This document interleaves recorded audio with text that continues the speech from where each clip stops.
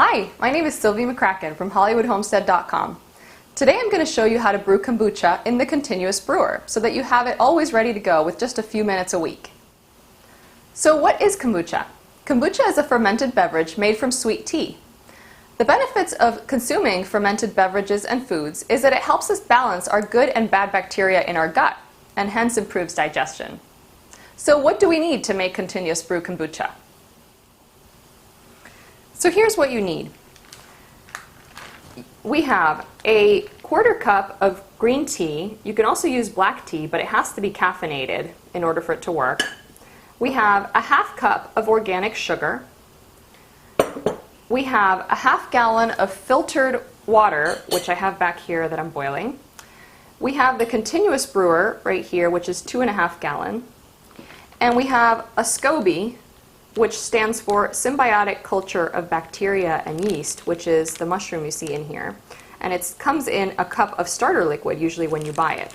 You can buy all of your supplies for making your kombucha at hollywoodhomestead.com/marketplace. So let's get started. First I'll put my sugar right here in this Pyrex bowl so it can dissolve with the boiling water.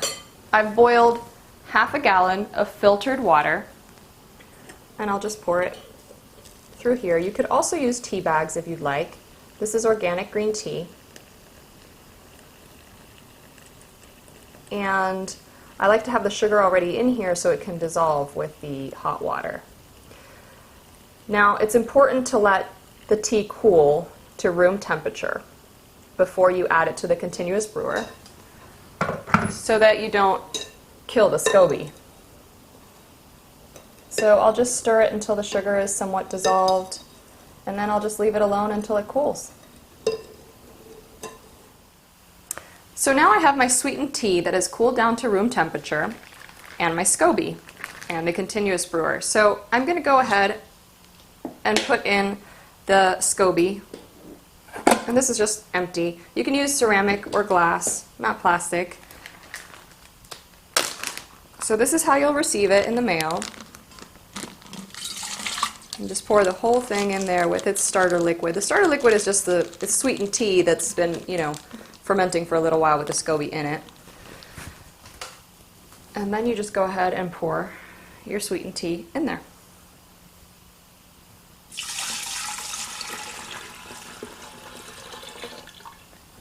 So that's just half a gallon, so that, I won't tilt it, but it comes to about here. There's plenty more room, but that's good to start.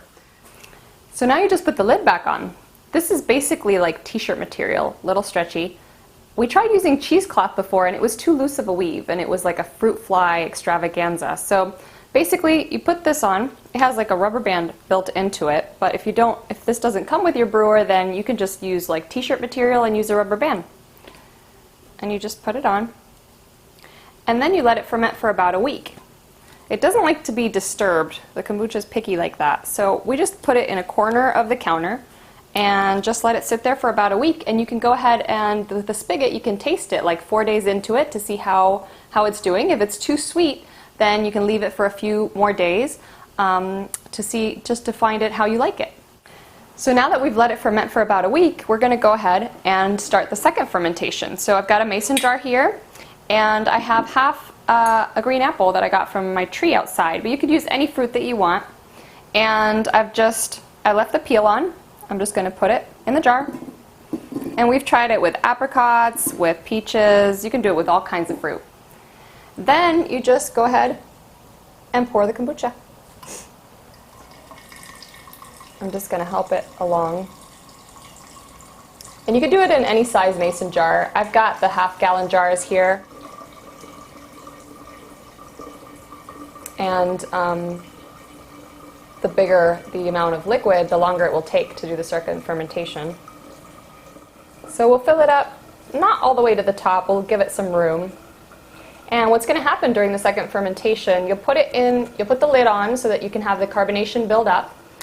And you can burp it if you want, which is simply opening the lid and closing it so that it doesn't build up too much, because when that happens, it could explode.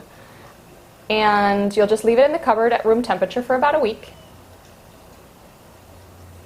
And if you leave it longer, a SCOBie will start to form at the top, which is fine. Usually I fill it up a little more than that. We'll leave it at that for today. Just put the lid on that came with the jar, and you'll just leave it in the cupboard for about a week. So once you've filled it up for the second fermentation, you can just start the process all over again.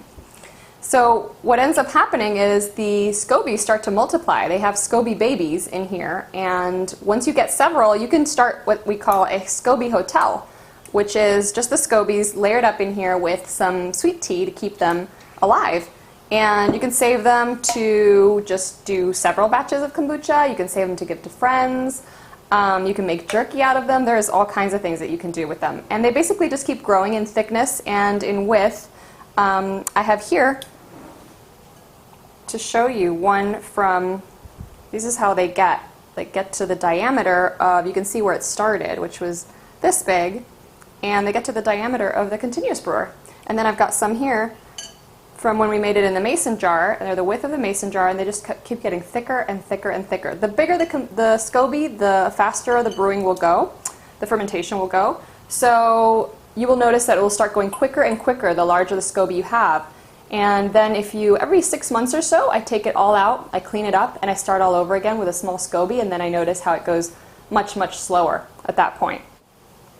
So here it is after a second week of fermentation with the apples still in it, a little bit of foam because the lid has been on, so it's airtight, so it allows the carbonation to build up, which is great. And now you can go ahead and serve it up, or if you're not ready to drink all of it, you can go ahead and bottle it. I'm using these bottles from the kombucha that I used to buy at the store, which was $4, by the way. And you can just put it in the fridge, which will slow down the fermentation quite a bit, or you can just serve it up. I like to pour it over some ice, and you can drink right away, and the kids love it. So here we have our homemade organic apple kombucha in the continuous brewer. Let's see how it tastes. Oh, that's pretty good. You can also add some rum to it. See you next time.